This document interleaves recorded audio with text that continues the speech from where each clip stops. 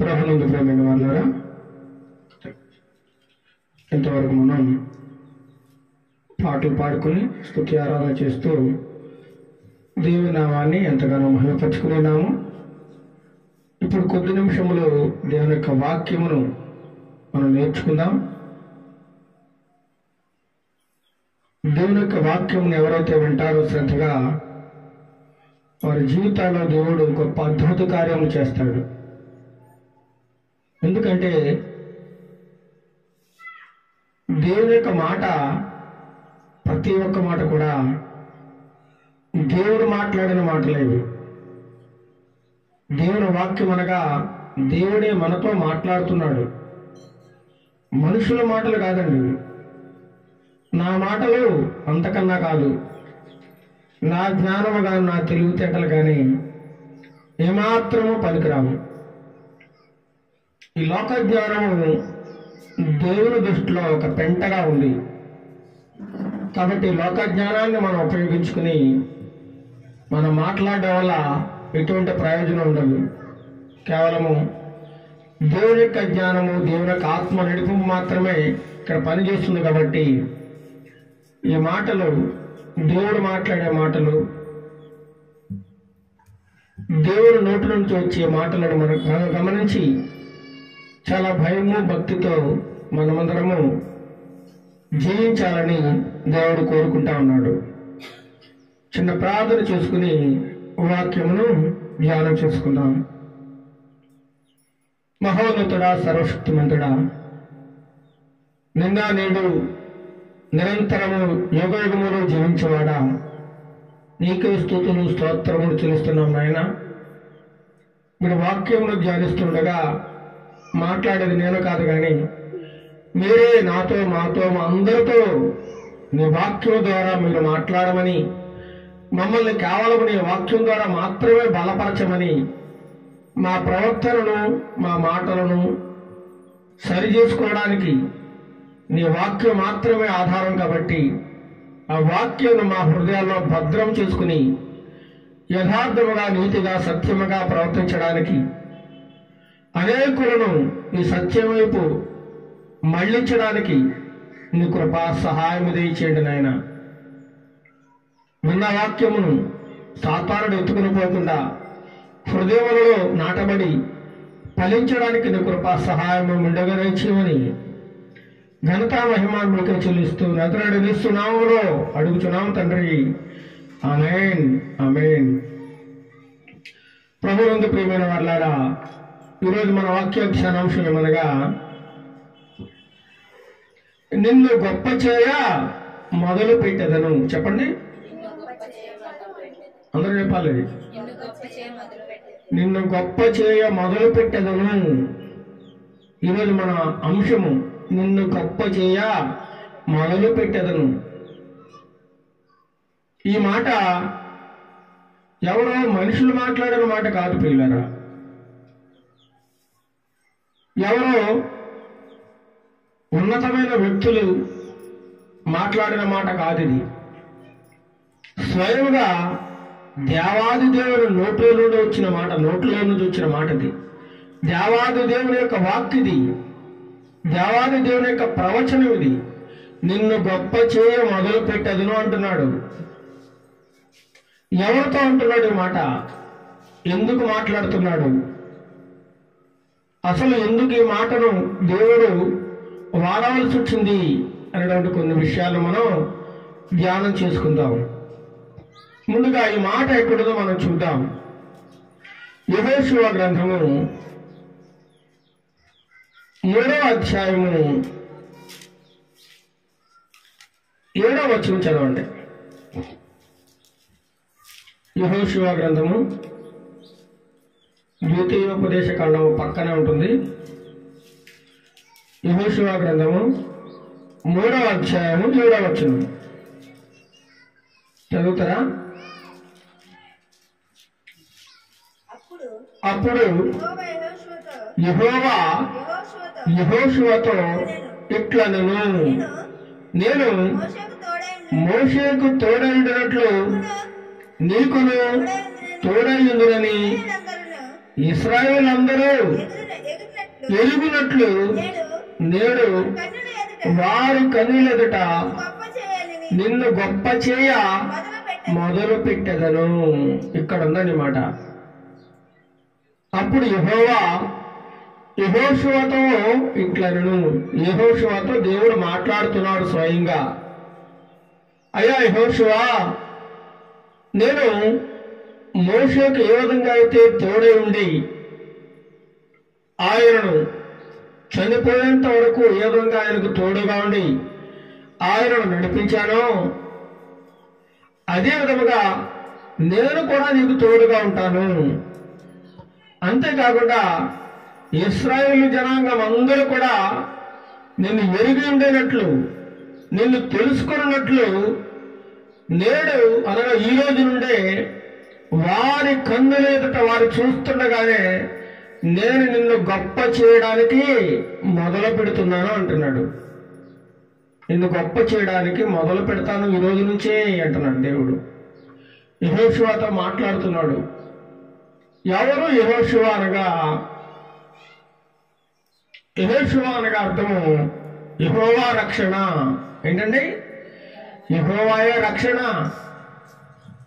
యెహోషువ గ్రంథాన్ని రచించింది కూడా యెహోషువ భక్తుడే. ఈ యెహోషువ గారి యొక్క తండ్రి పేరు నూను. ఏంటండి? నూను. నూను అనగా అర్థం చేప అని అర్థం.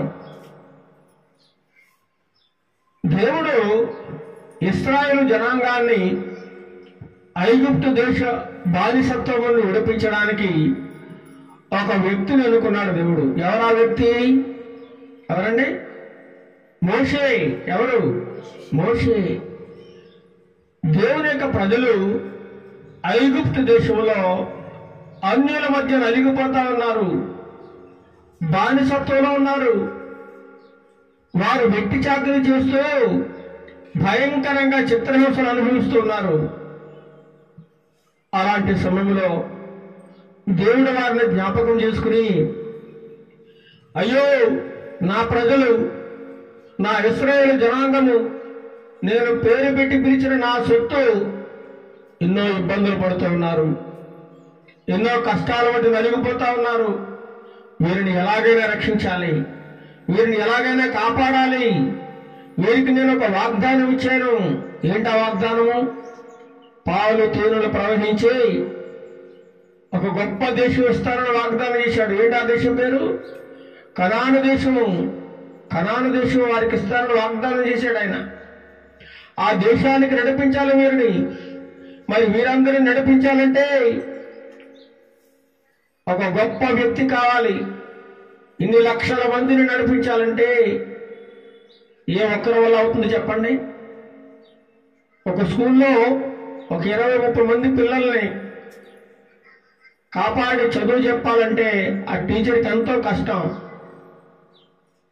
ఒక కుటుంబంలో 2-3 పిల్లల్ని పెంచడమే చాలా కష్టం అయిపోతుంది. అలాంటిది కొన్ని లక్షల మందిని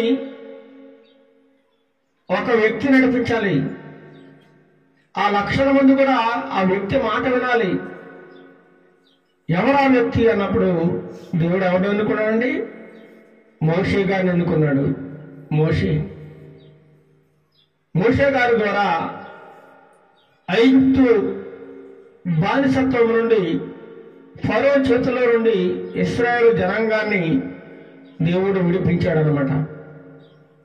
ఆ సమయంలో మోషే గారి దగ్గర పరిచారకుడిగా ఉన్నాడు ఒక వ్యక్తి, సేవకుడిగా ఉన్నాడు. మోషేతో పాటు ఐగుప్తు దేశము నుండి కనాను దేశము చేరే వరకు, మోషే గారు చనిపోయేంత వరకు కూడా ఆయన వెన్నంటే ఉండి ఎన్నో గొప్ప కార్యములు, అద్భుత కార్యములు, ఎన్నో యుద్ధాలు చేసిన వాడు, గొప్ప వీరుడు మోషే గారి యొక్క పరిచారకుడిగా పిలువబడతా ఉన్నాడు. ఆయన పేరే యెహోషువ. ఎవరండి? యెహోషువ. మోషే చనిపోయిన తర్వాత ఇశ్రాయేలును కనాను దేశం నడిపించడానికి ఎన్నుకోబడ్డ గొప్ప నాయకుడైన మోషే పరిచారకుడు. అంతగానే కాకుండా సైన్యాధిపతిగా కూడా ఉన్నాడు. ఇశ్రాయేలు పక్షముకు ఎన్నో యుద్ధాలు చేసి విజయం పొందిన గొప్ప శూరుడుగా పిలువబడుతా ఉన్నాడు యెహోషువ. అందుకే దైవ గ్రంథంలో ఈ యెహోషువ గ్రంథానికి ఆయన పేరే పెట్టేశారు, యెహోషువ గ్రంథం అని. యెహోషువ గ్రంథం అని పిలువబడుతుంది. ఈ గ్రంథంలో 24 అధ్యాయాలు ఉన్నాయి. 24 అధ్యాయాల్లో 12 అధ్యాయాలు ఏంటండి? దేవుడు ఇశ్రాయేలులకు దేవుడు స్వాధీనం చేసినటువంటి ఆ భూభాగాన్ని దేవుడు వారు సొంతం చేసుకున్నారు. ఎలాగా? అనేక శత్రు రాజులను ఓడించి ఆ భూమినంతా స్వాధీనం చేసుకున్నట్లుగా మనం చూడగలం 12 అధ్యాయాల్లో. 13వ అధ్యాయము 24వ అధ్యాయం వరకు కూడా యెహోషువ గ్రంథంలో దేవుడు వారికి స్వాధీనపరిచినటువంటి ఆ భూమిని వారు గోత్రాల ప్రకారంగా ఎవరెవరికి ఎంతెంత పంచి ఇవ్వాలో ఆ భూమి అంతా పంచుకున్నట్లుగా మనం చూడగలం. దీనంతటికీ కూడా నాయకత్వం వహించిన వ్యక్తి యెహోషువ గారు. ఎవరండి? యెహోషువ గారు 40 సంవత్సరాలు ఇశ్రాయేలు అరణ్యములో ఉన్నప్పుడు, అరణ్యములో ప్రయాణం చేస్తున్నప్పుడు మోషే వారిని నడిపిస్తున్న క్రమంలో మోషేకు తోడుగా ఉన్నాడు. ఆయన మోషేకు పరిచారకుడుగా ఉన్నాడు. మోషే ఏది చెబితే అది చేసిన వాడు యెహోషువ. కూర్చోబట్టే కూర్చున్నాడు, నిలబడబట్టే నిలబడబడ్డాడు. ఒక సేవకుడుగా ఉన్నాడండి యెహోషువ. గొప్ప యుద్ధ శూరుడు, నాయకత్వ లక్షణాలు కలిగిన వాడు, ఒక లీడర్గా ఉన్నాడు. ఆయన గొప్ప వ్యక్తి అన్నమాట యెహోషువ. ఈ యెహోషువకి అంతకుముందు ఒక పేరు ఉండేది, మారు పేరు. ఏంటది? హోషే అనే పేరు కూడా ఉందండి. సంఖ్యాకాండం 13:8 చూసినట్లయితే ఎఫ్రాయిం అనేటువంటి గోత్రములో ఆ గోత్రానికి నూను కుమారుడైన హోషే అట నాయకుడిగా ఎన్నుకోబడ్డాడట. ఎఫ్రాయిం అనే గోత్రంలో నూనుకు పుట్టినటువంటి కుమారుడుగా ఉన్నాడు యెహోషువ. ఈయనకి హోషే అనే పేరు కూడా ఉంది. ఈ హోషే యెహోషువగా మార్పు చెందాడు. ఆయనకు 2 పేర్లు, మారు పేరు. హోషే అంతకు ముందు పేరు, తర్వాత మారు పేరు యెహోషువ. హోషే అనగా రక్షణ, యెహోషువ అనగా యెహోవాయే రక్షణ అనే పేరు అర్థం ఉంది. ఈ గ్రీకులో యెహోషువ పేరు ఏసస్ అని పిలువబడుతూ ఉందట. ఏసస్, దానిని అలాగా రానున్న కాలంలో జీసస్ గా పేరు పిలువబడింది.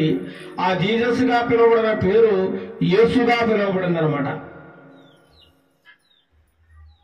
యెహోషువ గ్రంథంలో 5వ అధ్యాయం 6వ వచనంలో మనకు కనబడుతుంది, యెహోవా మనకు ఏ దేశములు ఇచ్చిన వారి పితరులతో ప్రమాణం చేసినో పాలు తేనెలు ప్రవహించి దేశములు ఇచ్చిందని దేవుడు వాగ్దానం చేశాడు వారి పితరులతో. అలాంటి గొప్ప దేశమును దేవుడు యెహోషువ కాలంలో ఆ యొక్క ఇశ్రాయేలు జనాంగం అంతా పొందుకోగలిగారు. అంత గొప్ప భక్తుడు యెహోషువ.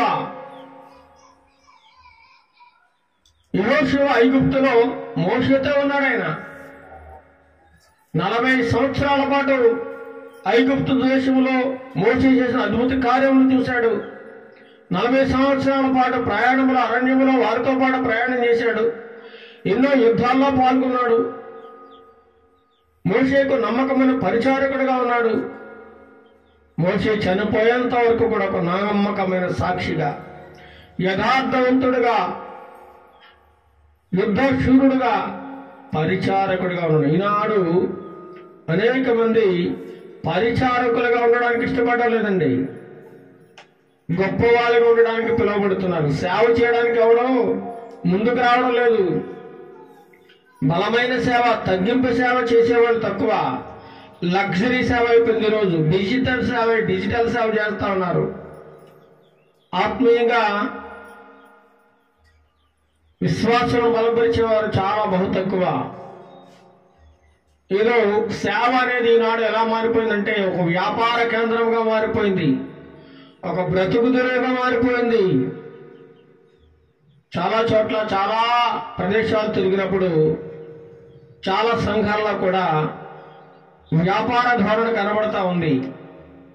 బ్రతుకు తెరువు కోసం బ్రతకడానికి మాత్రమే బైబిల్ పట్టుకుంటూ అనేక మంది నాతో దేవుడు మాట్లాడాడు, నన్ను చర్చి కట్టమన్నాడు, లేదా నన్ను ఒక పాస్టర్గా ఇక్కడ ఉండమన్నాడు, మీ దగ్గరికి పంపించాడని చెప్పి కలవల్లి మాటలు అబద్ధాలు పలుకుతూ అనేక మంది ప్రజలను మోసం చేస్తూ చాలా మంది సేవకులుగా చలామణి అయిపోతూ ఉన్నారు.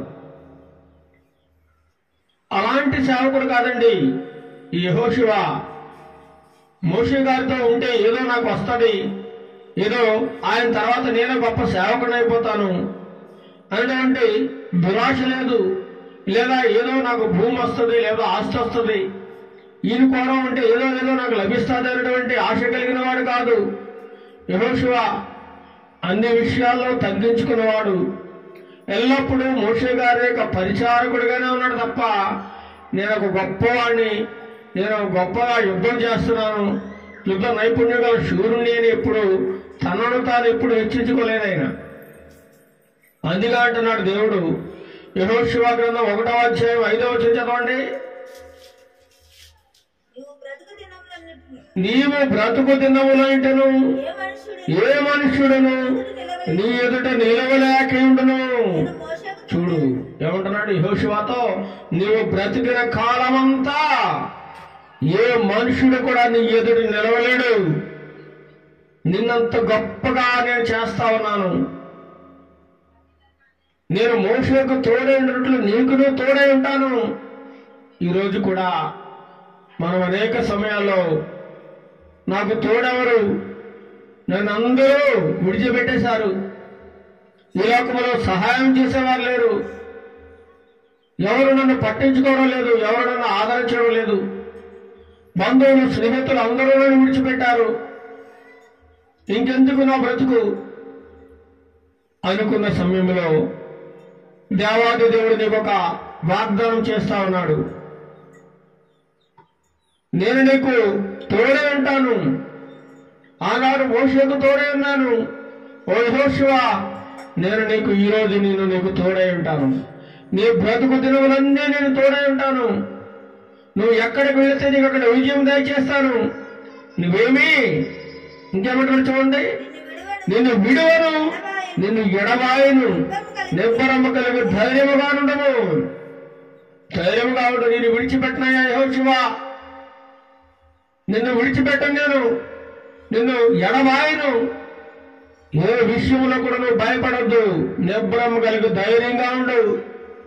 నేను ఎవరు ఏమి చేయలేడు, నేను ఎవరు కదల్చలేరు. నీ మీద ఎన్ని కుట్రలు చేసినా, నీ మీద ఎన్ని లేనిపోయిన మాటలు పలికినా, నీకు ఎన్ని విధాలుగా అవాంతరాలు కలిగించినా నేను నీకు తోడే ఉన్నాను. నేను నీకు తోడే ఉన్నాను. ఎవరు కనీసం నేను టచ్ చేయడానికి కూడా రాలేరు ముందుకి అంటున్నాడు. నిబ్బరం కలిగి ధైర్యంగా ఉండు. వారికి ఇచ్చేదనని వారి పితరులతో ప్రమాణం చేసిన ఈ దేశమును నిశ్చయముగా నీవు ఈ ప్రజల స్వాధీనం చేసేదవు. నీ ద్వారానే ఇది సాధ్యమవుతుంది. నేను వారి పితరులతో ఎప్పుడో ప్రమాణం చేశాను, పాలు తేనెలు ప్రవహించి కనాను దేశమును మీకు స్వాస్థ్యం ఇస్తానని ఎప్పుడో చెప్పాను. ఆ మాటను నీ ద్వారా నేను నెరవేరుస్తాను. కాబట్టి నీవు ఇంతకాలము మోషే 40 సంవత్సరాల పాటు మోషే ఇశ్రాయేలు ప్రజలు నడిపించాడు. ఇప్పుడు ఆయన చనిపోయాడు. ఆయన తరువాత ఆయన సేవకుడుగా నమ్మకంగా ఉన్న వ్యక్తి నీవే మాత్రము, నీవే. కాబట్టి నేను నిన్ను ఏర్పాటు చేసుకున్నానని. ఎవరిని ఏర్పాటు చేసుకున్నాడండి? ఎవరిని ఏర్పాటు చేసుకున్నాడు? యెహోషువని ఏర్పాటు చేసుకున్నాడు దేవుడు మోషే గారి తర్వాత. ఈనాడు సంఘాలు ఎలా ఉన్నాయి? ఏదైనా ఒక సేవకుడు ఉన్నాడు అనుకోండి, వారి దగ్గర పనిచేసే పరిచారకులను, వారి యొక్క శిష్యులను ఏం చేయాలి? సేవకులుగా తయారు చేయాలి. అనేక ప్రాంతాలలో సేవను విస్తరింపజేసి ఒక్కొక్క చోట ఒక్కొక్క సేవకుడు నిలబెట్టాలి. అలాంటిది లేదండి ఈరోజు. అలాంటిది లేదు. అన్నీ నేనే చూసుకోవాలి, అన్ని చోట్ల నేనే నాయకుడిని, అన్ని సంఘాల్లో డబ్బు నాకే కావాలి, నేను ఇంకెవరిని కూడా బోధకులను తయారు చేయను, ఎవరిని శిష్యులుగా తయారు చేయను, ఎవరిని నేను సేవకులుగా తయారు చేయను, నాతోనే ముగిసిపోవాలి, నా తర్వాత నా వారసత్వమే రావాలి, ఇంకెవరు ఉండకూడదు అంటే స్వార్థ పనులు, అసూయ పనులు ఈ లోకంలో ఎంతో మంది ఉన్నారండి సేవకుల్లో. అలా అనుకుంటే యేసన్న గారు యవన కాలంలో దేవుడు పిలుచుకున్నాడు ఆయన్ని. ఎంతో పరిచర్య చేశాడు, ఎంతో అద్భుతమైన సేవ జరిగించాడు ఆయన. వివాహం కూడా చేసుకోలేదు ఆయన. దేవుని కోసమే తన జీవితాన్ని అర్పించుకున్న గొప్ప వ్యక్తి. అలాంటి వ్యక్తి ఒక సంఘాన్ని కట్టాడు ఆయన. ఆ సంఘంలో పరిచర్య చేస్తూ ఆ సంఘంలో ఉన్నటువంటి అనేక మంది యవనస్తులను ట్రైనింగ్ ఇచ్చి సేవకులుగా తయారు చేశాడు. అనేక ప్రాంతాల్లో సంఘాలను స్థాపించాడు ఆయన. ఒక్కొక్క చోట ఒక్కొక్క సేవకుడు నిలబెట్టాడు. ఒక్కో సంఘములో ఒక్కొక్క శిష్యుడు నిలబెట్టాడు. ఈరోజు ప్రపంచ దేశాల్లో హోసన్న మినిస్ట్రీస్ ఉందండి. యేసన్న గారి దగ్గర తర్పీదు పొందిన సేవకులు కొన్ని వేల మంది ఉన్నారు. యేసన్న గారు ఇప్పుడు చనిపోయారు, లేరు మన మధ్య. అయినా సరే ఆయన స్థాపించిన సంఘాలున్నాయి. ఆయన నిలబెట్టిన సేవకులు ఎప్పటికీ పరిచర్య చేస్తూనే ఉన్నారు. అంతే తప్ప ఆయనలో ఎటువంటి స్వార్థము లేదు. అన్ని సంఘాలు నాయే, అన్ని సంఘాలు నేనే బోధించాలి, అన్ని సంఘాలు నేనే తిరగాలి, అన్ని సంఘాలు ఇచ్చే డబ్బు నాకే కావాలి అని యేసన్న గారు ఎప్పుడూ అనుకోలేదండి. అలా అనుకుని ఉంటే ఆయన ఈనాడు హోసన్న మినిస్ట్రీస్ ప్రపంచ దేశాలకు వెళ్ళేది కాదు. ప్రపంచంలో నలుమూలలో సువార్త ప్రకటించబడుతుంది. ఆయనే కాదు, ఇంకా ఎంతో మంది గొప్ప గొప్ప దైవజనులు. బైబిల్ విషయంలో చూస్తే ఒక దేవదాసయ్య గారితో ఆగిపోలేదండి. ఆ దేవదాసయ్య గారు ఎంతో మంది శిష్యులను తయారు చేశాడు ఆయన. ఎన్నో సంఘాలు స్థాపించాడు. ప్రపంచ దేశాల్లో కూడా బైబిల్ మిషన్ సంఘాలు ఉన్నాయండి. ఇలా ఎంతో మంది సేవకులు తమ దగ్గర పనిచేస్తున్న శిష్యులను సేవకులుగా తయారు చేశాడు. అదండి పరిచర్య అంటే. సంఘంలో శిష్యులను తయారు చేయాలి, సేవకులను తయారు చేయాలి, వారిని కూడా దైవ సేవకులుగా నిలబెట్టాలి. ఈనాడు అలాంటి వారు లేరండి, లేరు. స్వార్థపరులైపోయారు. స్వార్థపరులు, అసూయాపరులు, దొంగలుగా ఉన్నారు ఈనాడు సేవకులు అనేక మంది. కానీ దేవుడు మోషే గారి తర్వాత మోషే గారి మీద పనిచేస్తున్న పరిచారకుడుగా ఉన్న యెహోషువను దేవుడు ఈనాడు ఇశ్రాయేలు అందరికీ కూడా నాయకుడిగా ఎన్నుకోబడ్డాడండి. నాయకుడిగా ఎన్నుకోబడ్డాడు. అంతేకాకుండా నిన్ను విడువని నిన్ను ఎడబాయను, నిబ్బరం కలిగ ధైర్యముగా ఉండు. నా సేవకుడైన మోషే నీకు ఆజ్ఞాపించిన ధర్మశాస్త్రం అంతటి చెప్పున చేయను. నీవు నడుచు ప్రతి మార్గమున చక్కగా ప్రవర్తించినట్లు నీవు దాని నుండి కుడికి గాని ఎడమకు గాని తిరగకూడదు. ఓ యెహోషువ, నేను అలనాడు మోషేకు ఏ విధంగా తోడేందు నడిపించాను, నేను కూడా నీకు తోడుగా ఉంటాను. నువ్వు ఎక్కడ వెళితే అక్కడ నేను నీకు కూడా వచ్చేస్తాను, నీతోనే ఉంటాను. నువ్వు నడుచు ప్రతి మార్గమును నువ్వు ప్రవర్తించినట్లు, నువ్వు నడుచు ప్రతి మార్గమున నువ్వు చక్కగా వెళ్ళినట్లు, నువ్వు కొడుకు కానీ ఎడమ కానీ తొలగకుండా నేను కాపాడుతానంటున్నాడు. సో ఎంత గొప్ప వాగ్దానము.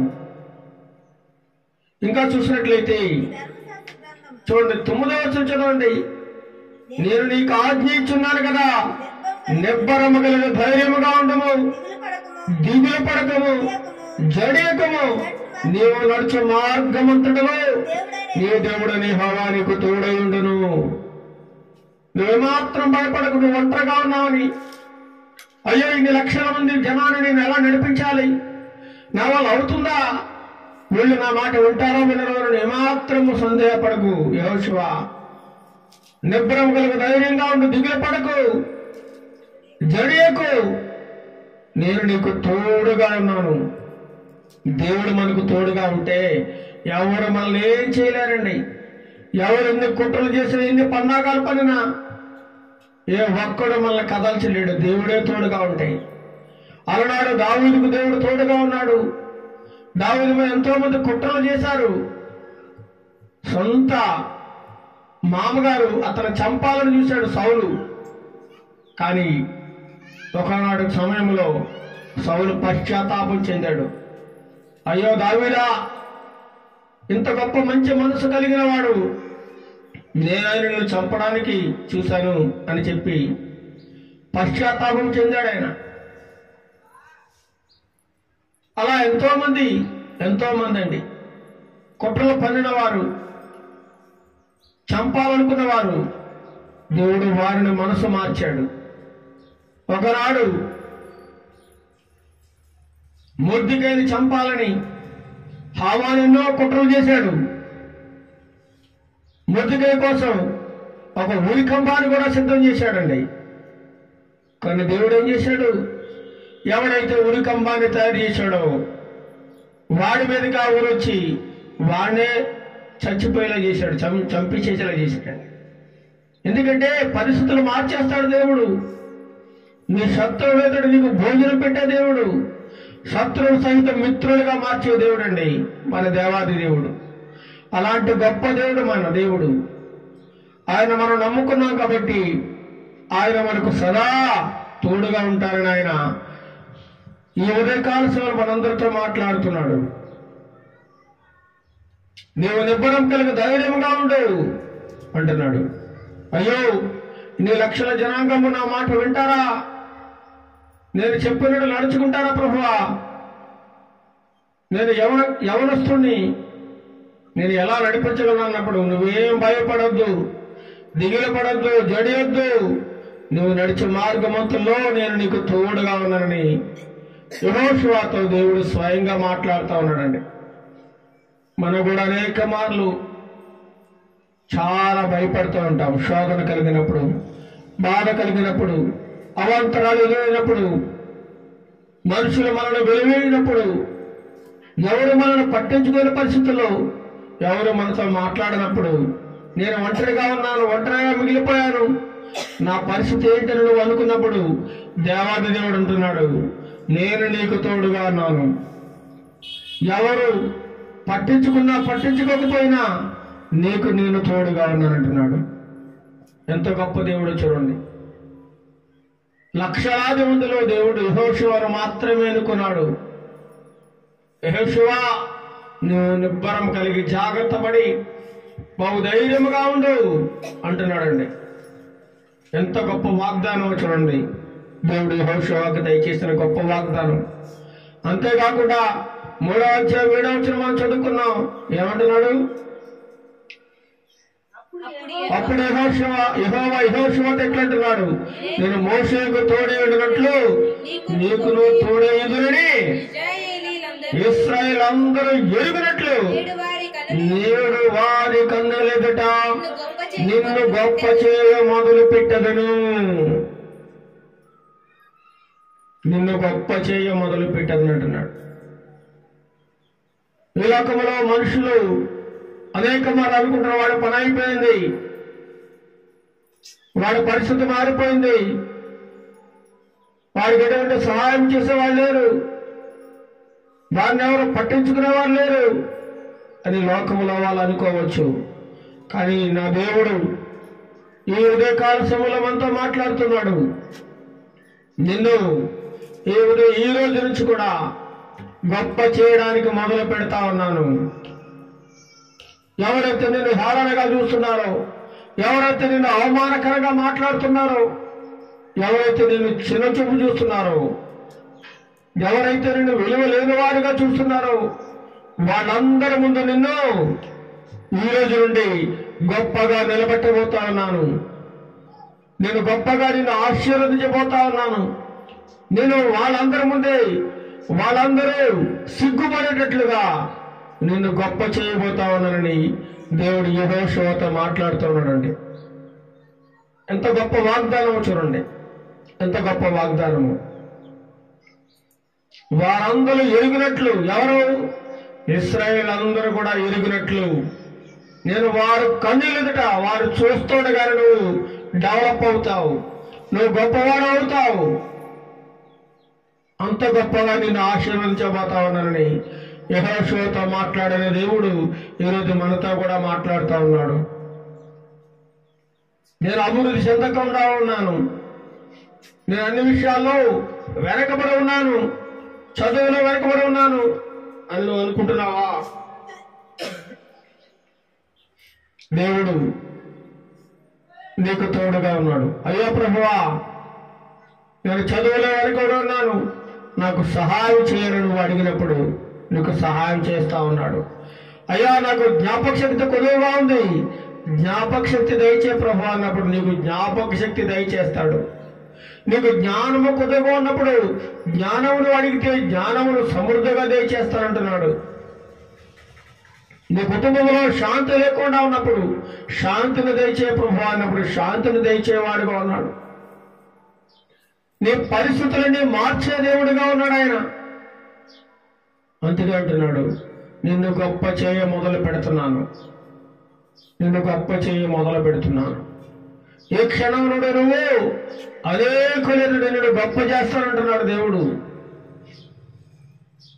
ఒకానొక సమయంలో ఎవరు గుర్తించిన ఈ సమయంలో దేవుడు అద్భుతంగా అనేక చోట్ల దేవుడు గొప్ప చేస్తూ అనేక సంఘాల్లో వాడుకుంటూ ఉన్నాడు, అనేక సభల్లో వాడుకుంటూ ఉన్నాడండి. ఇది కేవలము నా గొప్పతనము లేదా నా జ్ఞానము ఏమాత్రము కాదు, కేవలము దేవుని యొక్క కృప. దేవుని యొక్క కృప ద్వారా మాత్రమే ఏ విధంగా సాధ్యమవుతుంది తప్ప ఏ ఒక్కరి గొప్పతనమో కాదండి. ఇక్కడ యెహోషువ గొప్పతనం కాదు, దేవుని యొక్క కృప యెహోషువ మీద ఉంది. అందుచేతనే నేను నిన్ను గొప్ప చేయ మొదలు పెడతా ఉన్నాను. నువ్వేమాత్రము భయపడకు, ఏమాత్రము జడేకు, నిబ్బరము కలిగి ధైర్యంగా ఉండని యెహోషువతో మాట్లాడిన దేవుడు ఈ ఉదయకాల సంబంధితో నాతో మనందరితో కూడా మాట్లాడుతూ ఉన్నాడండి. మనందరితో కూడా మాట్లాడుతూ ఉన్నాడు. ద్వితీయోపదేశకాండం 31వ అధ్యాయము, ద్వితీయోపదేశకాండము 31వ అధ్యాయము చూడండి. ద్వితీయోపదేశకాండము 31వ అధ్యాయము 23వ వచనం. మరియు యెహోవా నూను కుమారుడైన యెహోషువకు ఇలాగ సెలవిచ్చెను, నీవు నిబ్బరము కలిగి ధైర్యముగా ఉండము. నేను ప్రమాణపూర్వకముగా వారికి ఇచ్చిన దేశమునకు ఇశ్రాయేలు నీవు తోడుకొని పోవలను, నేను నీకు తోడైందును. మోషే తర్వాత ఈ బాధ్యత అంతా నీ మీద పెడుతున్నానయ్యా. మోషే ఏ విధంగా ప్రవర్తించాడో నువ్వు కూడా అలాగే ప్రవర్తించు. మోషే ఏ విధంగా నమ్మకంగా ఉన్నాడో అదే విధంగా నువ్వు నమ్మకంగా జీవించు. నేను నిన్ను గొప్ప చేయడానికి, ఇశ్రాయేలు జనాంగానంతటా నడిపించడానికి గొప్ప నాయకుడిగా నేను ఎన్నుకున్నాను. నేను నీకు తోడుగా ఉంటాను అన్ని విషయాల్లో, అన్ని విషయాల్లో. ఏ విషయంలో కూడా నేను నిన్ను విడిచిపెట్టనంటున్నాడు దేవుడు. అదేవిధంగా మనకు కూడా వాగ్దానం చేస్తా ఉన్నాడు, నేను నీకు తోడుగా ఉన్నాను, నువ్వు భయపడకు. మనం అనేక మార్లు సమస్యలు వచ్చినప్పుడు కృంగిపోతా ఉంటాం. అయ్యో నా పరిస్థితి ఏంటి, ఉద్యోగం లేదు, వ్యాపారం లేదు, ఆర్థికంగా నలిగిపోతా ఉన్నాను, ఏంటి నా పరిస్థితి అని మనం అనేక మార్లు అనుకుంటూ ఉంటాం. ఏ సహాయము లేదు కదా, ఎలా నేను ముందుకు వెళ్ళాలి అని అనుకున్నప్పుడు దేవుడు మనకు ధైర్యాన్ని ఇస్తా ఉన్నాడు. నేను నీకు తోడుగా ఉన్నాను, నువ్వు ఏ విషయంలోనూ భయపడకు, దిగులు పడకు. నా ప్రియ కుమారుడా, నేను ఈ క్షణమే నిన్ను గొప్ప చేయ మొదలు పెడతా ఉన్నాను. నేను అనేక జనం ఎదుట నా సాక్షిగా నేను వాడుకోబోతున్నాను. అనేక చోట్ల నేను నిలబడతాను, గొప్ప సేవకుడిగా అంటున్నాడు దేవుడు. కాబట్టి నువ్వు నిబ్బరం కలిగి ధైర్యంగా ఉండు. నేను మోషేకు ఏ విధంగా అయితే తోడై ఉన్నానో అదేవిధంగా నీకు కూడా తోడుగా ఉన్నానని చెబుతున్నాడు. న్యాయాధిపతుల గ్రంథము చూడండి. న్యాయాధిపతుల గ్రంథము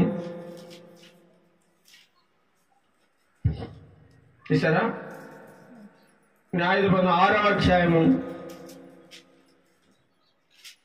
న్యాయాధిపతుల గ్రంథము 6వ అధ్యాయము 16వ వచనం. నేను నీకు తోడైయుందును గనుక ఒకే మనుష్యుని హతము చేసినట్లు మిద్యానీయులను నీవు హతము చేయదవని సెలవిచ్చని. ఎవరితో అంటున్నాడు ఈ మాట? గిద్యోనుతో మాట్లాడుతున్నాడు. అయ్యో, నేను ఏమి చేయాలి, ఇది నా వలన కాదు అని నిరాశలో ఉన్నప్పుడు, నిస్పృహలో ఉన్నప్పుడు దేవుడు అంటున్నాడు, ఎందుకు నువ్వు నిరాశ నిస్పృహలో ఉన్నావు? నేను లేననుకుంటున్నావా? నేను నీకు సహాయం చేస్తానని, నేను వారి మధ్య నేను నిలబడతాను, నువ్వు విజయం పొందుకుంటావు. ఎందుకంటే నేను కదా యుద్ధం చేసేది. యుద్ధం చేసేది ఎవరండి? దేవుడు. కాబట్టి నువ్వు ఏ విషయంలోనూ భయపడకు, నేను నీకు తోడుగా ఉన్నానని గిద్యోనుతో మాట్లాడుతూ ఉన్నాడు. ఇంకేమంటున్నాడు? 1వ రాజుల గ్రంథము 11వ అధ్యాయము 35వ వచనం చూడండి. 1 రాజుల గ్రంథము 11వ అధ్యాయం 38వ వచనంలో చూసినట్లయితే కూడా అక్కడ దేవుడు సొలొమోనుతో మాట్లాడుతూ ఉన్నాడు. చదవండి. నేను నీకు ఆజ్ఞాపించినదంతయు నీవు విని నా మార్గం అనుసరించి నడుచుచు నా దృష్టికి అనుకూలమైన దాన్ని జరిగించుచు నా సేవకుడైన దావీదు చేసినట్లు నా కట్టడలను నా ఆజ్ఞలను గైకొనిన యెడల నేను నీకు తోడుగా ఉండి దావీదు కుటుంబమును శాశ్వతముగా నేను స్థిరపరిచినట్లు నేను స్థిరపరిచి ఇశ్రాయేలు వారిని నీకు అప్పగించదను అంటున్నాడు. ఏం చేయాలంటే మొట్టమొదట ఏం చేయాలి? నేను నీకు చెప్పినంతను వినాలి. ముందు వాక్యాన్ని వినాలి. వినకపోతే నీ హృదయం మారదు. అతను చెప్తే నేను వినేదేంటి, ఆయన మాటలు నేను వినేదేంటి అనుకుంటే నువ్వు నాశనంలోకి వెళ్ళిపోతావు. ఎందుకంటే నీకు ఈ మంచి మాటలు, ఆణిముత్యాల లాంటి దేవుని మాటలు ఎక్కడా దొరకవండి. ఈ మాటలు నువ్వు అశ్రద్ధ చేసినట్లయితే నీకు దేవుని ఆత్మ నీలోనికి రాదు. దేవుడు నీ జీవితంలో గొప్ప అద్భుత కార్యము చేయలేడు. నిన్ను గొప్ప చేయడానికి మొదలు పెట్టాలంటే నువ్వు మొట్టమొదట దేవుని మాట వినాలి, దేవుని వాక్యాన్ని వినాలి. తర్వాత ఏం చేయాలి? నా మార్గములను అనుసరించి నడుచుకోవాలి. మొట్టమొదట దేవుని మాటలు వినాలి. తర్వాత దేవుడు ఏదైతే చెబుతున్నాడో దాని ప్రకారం అనుసరించి ఆ వాక్యానుసారంగా నడుచుకోవాలి. తర్వాత మూడవదిగా నా దృష్టికి అనుకూలమైన దాన్ని చేయాలి. ఎవరి దృష్టికి? దేవుని దృష్టికి అనుకూలమైనది చేయాలి తప్ప మనకి ఏది నచ్చితే చేసేయకూడదు. చాలా మంది మనకు నచ్చినట్లుగా మనం మాట్లాడతాం, మనకు నచ్చినట్లుగా చేస్తాం. ఎవరో మెచ్చుకోవాలని, ఎవరో గొప్పగా చూడాలని, ఎవరి ముందో మనల్ని మనం గొప్ప చేసుకుంటూ మనల్ని పొగడాలని మనకు నచ్చినట్లుగా మనం చేస్తాం తప్ప దేవుడికి నచ్చినట్లు చేసేవారు లేరు. మనం దేవుడికి నచ్చినట్లుగా చేయాలి. ఎవరు ఏమనుకున్నా పర్వాలేదు, దేవుడికి ఇష్టమైనది మాత్రమే చేయాలి.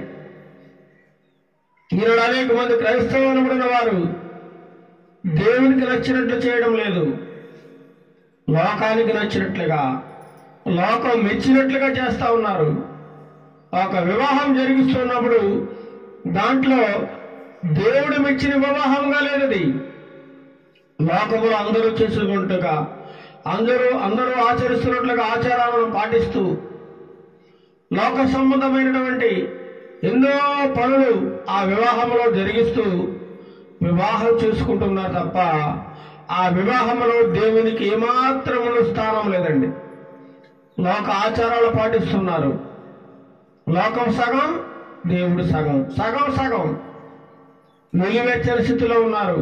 అందుచేతనే దేవుడు అంటున్నాడు, వెచ్చగా నుండు, చల్లగా ఉండు, లోకంలోనే ఉండు లేదా దేవుల్లోనే ఉండు. నేను అటు ఉంటాను ఇటు ఉంటానంటే ఏమాత్రం కుదరదు సుమా. నీ ముఖం మీద ఉమ్మేస్తానంటున్నాడు దేవుడే.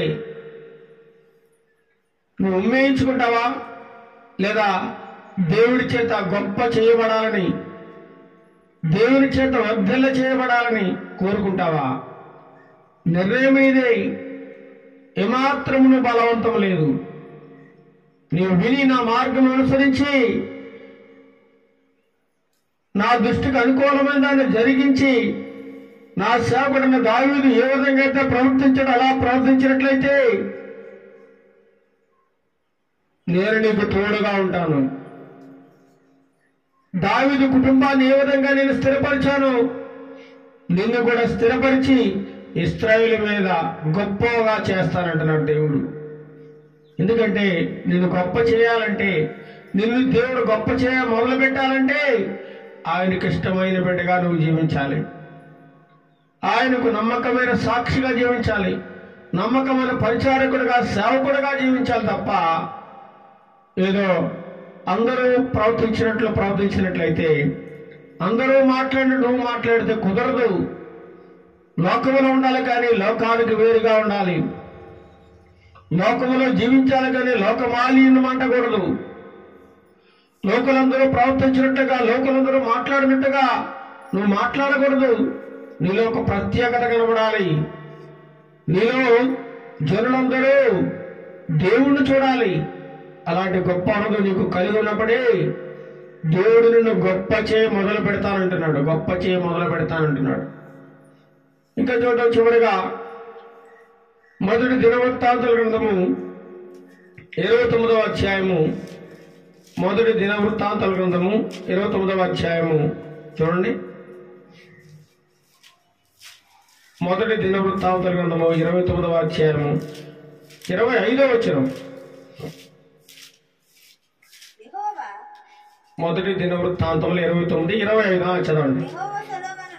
యెహోవా సొలొమోనును ఇశ్రాయేలు అందరి ఎదుటను బహుగా ఘనపరిచి అతనికి ముందుగా ఇశ్రాయేలును ఏలిన ఏ రాజునికైనా కలిగిన రాజ్య ప్రవాహమును అతనికి అనుగ్రహించెను. ఎవరికండి? సొలొమోను గారికి. సొలొమోను గారి కంటే ముందున్న రాజు ఎవరండి? దావీదు రాజు. దావీదు రాజు కంటే ముందున్న రాజు సొలొమోను గారు, సౌలు గారు. దావీదు తర్వాత గొప్ప రాజుగా అతని వంశంలోంచి దేవుడు సొలొమోను ఎన్నుకున్నాడండి. ఆ సొలొమోన్ని ఎన్నుకోవడమే కాకుండా ప్రపంచంలో ఎవరికి లేనటువంటి గొప్ప జ్ఞానమును దేవుడు ఆయనకు అనుగ్రహించాడు. ప్రపంచంలో ఎవరికి లేనటువంటి గొప్ప సిరి సంపదలను, ఆస్తిని దేవుడు సొలొమోను గారికి ఇచ్చాడు. ఇశ్రాయేలు అందరూ చూస్తుండగా సొలొమోను దేవుడు బహుగా ఘనపరిచాడట. బహుగా హెచ్చించేశాడు ఆయన్ని. ఒక బంపర్ ఆఫర్ ఆయనకి ఇచ్చాడు. సొలొమోనుకి ఏం కావాలో కోరుకో అన్నప్పుడు ఆయన ఒకే ఒకడు కోరుకున్నాడండి. ప్రభువా, ఈ ఇశ్రాయేలు జనాంగాన్ని పరిపాలించిన నాకు జ్ఞానము దయచేయి అన్నాడు. ఎందుకంటే జ్ఞానములో సర్వ సంపదలు ఇముడి ఉన్నాయి కాబట్టి, ఆ రహస్యాన్ని సొలొమోను ఎరిగినవాడు కాబట్టి జ్ఞానాన్ని మాత్రమే కోరుకున్నాడు. ఈనాడు అనేక మంది నశించిపోతా ఉన్నారు. అనేక మంది జీవితంలో ఎదగలేకపోతున్నారు. అనేక మంది అన్ని విషయాల్లో వెనకబడి ఉన్నారు. అంటే కారణం ఏంటంటే జ్ఞానము వారికి కుదువుగా ఉంది. జ్ఞానము దేవుడు దయచేస్తే సకల సంపదలు, సకల సౌకర్యాలు ఆ జ్ఞానములో దాగి ఉన్నాయండి. అందుచేతనే సొలొమోను జ్ఞానాన్ని ఎన్నుకున్నాడు. అందుకే దేవుడు ఇశ్రాయేలు అందరి ఎదుట బహుగా కనపరిచాడు. బహు అనగా చాలా ఎక్కువగా కనపరిచాడు. అతని ముందుగా ఇశ్రాయేలీయులను ఏ రాజునికైనా కలగని రాజ్య ప్రభావమును దేవుడు ఆయనకు అనుగ్రహించారట. నువ్వు దేవునిలో ఉన్నట్లయితే దేవునికి ఇష్టమైన జీవితాన్ని జీవించినట్లయితే నువ్వు ఊహించని విధముగా, నువ్వు అనుకోని విధముగా దేవుడు నిన్ను గొప్ప చేయడానికి మొదలు పెడతా ఉన్నాడండి.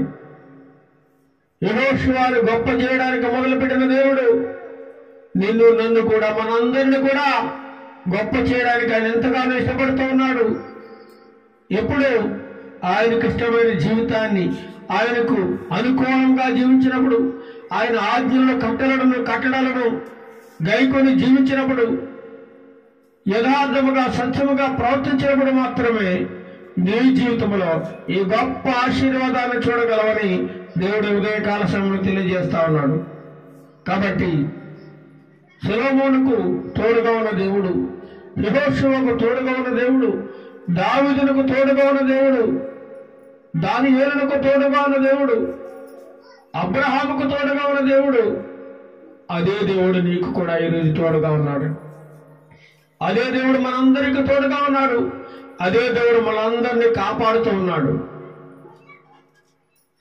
ఆయన కాపాడక ఉండినట్లు ఆయన హస్తము కొరచగా లేదట. ఎందుకంటే భూమిని ఆకాశమును సమస్తమును కలుగు చేసిన దేవుడు, ఆయన స్వహస్తాలతో నిన్ను నన్ను కలుగు చేసిన దేవుడు. ఆయన అన్నిటికంటే కూడా దేవుడు మానవుడు ఎంతో ఇష్టపడుతూ ఉన్నాడు. మానవుడిని ఎంతో ఇష్టపడుతూ ఉన్నాడు. కానీ మానవుడేమో దేవుణ్ణి ఇష్టపడకుండా లోకాన్ని ఇష్టపడుతూ ఉన్నాడు. లోకాన్ని ఇష్టపడుతున్న లోకంలో ఉన్నటువంటి భోగభాగ్యాలను, అందచందాలను చూసి ఇదే సంతోషము, ఇది ఆనందము, నాకు ఈ ఆనందము చాలు అనుకుంటూ లోకములోనే జీవించి లోకములోనే తన జీవితాన్ని ముగిస్తా ఉన్నాడు. కానీ ఎంతకంటే సంతోషము, ఆనందము, ఎందుకంటే మహదైశ్వర్యం ఇంకొకటి ఉందని గుర్తించలేని స్థితిలో మానవుడి యొక్క నేత్రాలకు అంధకారము కమ్ముకొని గుడ్డితనము ఈ లోకములో కలుగు చేసి ఈ లోకమనే గుడ్డితనములో జీవిస్తూ దీన్నే నమ్ముకొని నాశనం అయిపోతున్న వారు ఎంతో మంది ఉన్నారు. అందుచేతనే దేవుడు పిలుస్తా ఉన్నాడు, ప్రయాసపడి భారం మోసుకొచ్చిన సమస్త జనులారా నా యొద్దకు రండి, నేను మీకు విశ్రాంతిని కలుగు చేస్తానంటున్నాడు. నమ్మిన వారి ఎడల దేవుడు యొక్క గొప్ప కార్యాలు చేయబోతా ఉన్నాడు. ఆశ్చర్య కార్యములు. నమ్మి బాప్తిసం పొందేవాడు రక్షింపబడతాడు. నమ్మని వారికి ఏం కలుగుతుంది? శిక్ష కలుగుతుందట. శిక్ష. దేవుడిచ్చి ఇవ్వబోయే ఆ మహారాజ్యాన్ని, మహా గొప్ప మహిమలోకాన్ని నువ్వు సొంతం చేసుకోవాలంటే ఈ క్షణమే నువ్వు ఈ లోకాన్నంతా పెంటగా ఎంచుకొని ఆ దేవాది దేవునికి లోబడి జీవించినట్లయితే తప్పకుండా ఈ రోజు నుంచి నిన్ను దేవుడు గొప్ప చేయడానికి మొదలు పెడతా ఉన్నాడు. దేవుడు నన్ను గొప్ప చేయడానికి ఎంతగానో ఇష్టపడతా ఉన్నాడు. ఎందుకంటే నువ్వంటే, నేనంటే, మనమందరం అంటే ఆయనకి ఎంతో ఇష్టం. మనం నశించిపోవడం ఆయనకి ఏమాత్రం ఇష్టం లేదు. కాబట్టి నిన్ను ఆశీర్వదించాలని, నిన్ను గొప్ప చేయాలని, నిన్ను అందరిలో ఒక ఉన్నతమైన స్థానంలో నిలబెట్టాలని దేవుడు ఎప్పుడూ కోరుకుంటున్నాడు. అలా ఉండాలని దేవుని వాక్యం సెలవిస్తూ ఉంది. అటువంటి కృప దేవుడు మనందరికీ బహుగా దయచేయునుగాక. ఆమేన్. ప్రార్థన చేసుకుందాం. మహాగురుడు, మహాగతుడైన మా ప్రియ తండ్రి, ఇంతవరకునైనా నిన్ను గొప్ప చేయ మొదలు పెట్టదును అని యెహోషువతో మీరు మాట్లాడిన గొప్ప మాటను మేము తలంచుకుని ఉన్నాం ప్రభువా. అదేవిధంగా మా జీవితాల్లో తండ్రినైనా ఒక ఉన్నతమైన కార్యములు చేయండి ప్రభువా. అద్భుతమైన కార్యములు చేయండి నాయన. మేము ఊహించినంతగా, మేము అడుగు వాటికంటేను, ఊహించే వాటికంటేను నాయన అత్యధికంగా దయచేసే దేవుడు కాబట్టి మాకు ఏది అవసరమో, ఏది కావాలనో, మేము ఈ లోకములు ఎలా బ్రతకాలో నిర్ణయించేది నీవు కాబట్టి నాయన ఆ ప్రకారం మేము జీవించండి. నీ కృపా సహాయం దయచేయండి నాయన. మీరు వాగ్దానం చేశారు ప్రభువా, నేను నిన్ను గొప్ప చేయడం మొదలు పెడతా ఉన్నాను, నిన్ను ఆశీర్వదించబోతా ఉన్నాను, నేను నూతన సంవత్సరంలో దీవించబోతా ఉన్నానని మీరు మాకు వాగ్దానం చేస్తా ఉన్నారు ప్రభువా. ఆ వాగ్దానం మా ఇందు స్థిరపరచండి నాయన. బలపరచండి నాయన. ఈ మాటలు ఎంతమంది అయితే వింటున్నారో వారందరి జీవితాల్లో గొప్ప మేలు చేయండి, గొప్ప ఆశీర్వాదమును, గొప్ప రక్షణను వారికి దయచేయండి ప్రభువా.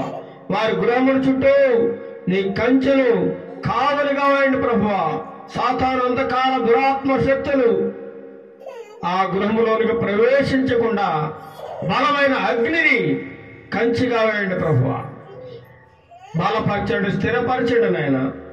ఈ రోజు నుంచి ఈ వాక్యాన్ని బిడ్డలందరినీ కూడా గొప్ప చేయడానికి మొదలు పెట్టండి నాయన. యెహోషువను గొప్ప చేసినట్లుగా, యెహోషువకు తోడై ఉండినట్లుగా, యెహోషువను బలపరిచినట్లుగా మమ్మల్ని కూడా బలపరచండి నాయన.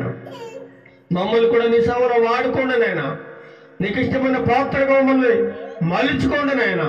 ఈ లోకంలో ఈ లోక అందచందాలను, ఈ లోక భోగభాగ్యాలను చూసి మేము మురిసిపోకుండా నాయన నీ వైపే చూసి, నీ వైపే గురి కలిగి జీవించే బిడ్డలుగా మమ్మల్ని అందరినీ సిద్ధం చేయమని, నీ రాజ్యం కొరకు ఎదురు చూసే బిడ్డలుగా మమ్మల్ని ఆయత్తపరచమని. ఈ లోకము దాని ఆశ గతించబోతుంది, కానీ నా మాటలు నిరంతరం నిలుచును. భూమి ఆకాశము గతించిపోయినా నా మాటలు ఎన్నడూ గతించవని వాక్యం ద్వారా మాతో మాట్లాడుతున్నావు నాయన.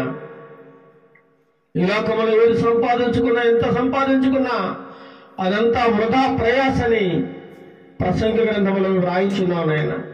భూమి మీద నరులు పడుతున్న కష్టమంతా వ్యర్థము, ఆయాస, ప్రయాసే వారికి దుఃఖం తప్ప ఎటువంటి ప్రయోజనం లేదంటున్నావు నాయన. ఏదో ఒక రోజు ఈ సమస్తాన్ని విడిచిపెట్టి వెళ్ళిపోవాలి నాయన. ఎంతున్నా ఏమున్నా అదంతా ఈ లోకంలో సున్నా అని నువ్వు మాతో మాట్లాడుతున్నావు నాయన. నీ వైపు చూసే బిడ్డలుగా నీవు హెచ్చిస్తే తప్ప మేము హెచ్చింపబడలేము నాయన.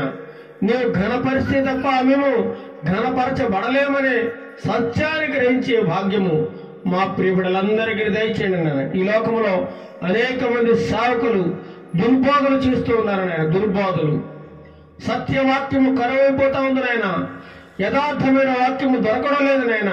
కలబలి మాటలు, మనుషులను మెప్పించే మాటలు, మనుషులకు నొప్పి కలగని మాటలు, మనుషులు నొచ్చుకోని మాటలు మాట్లాడుతున్నారు ప్రభువా.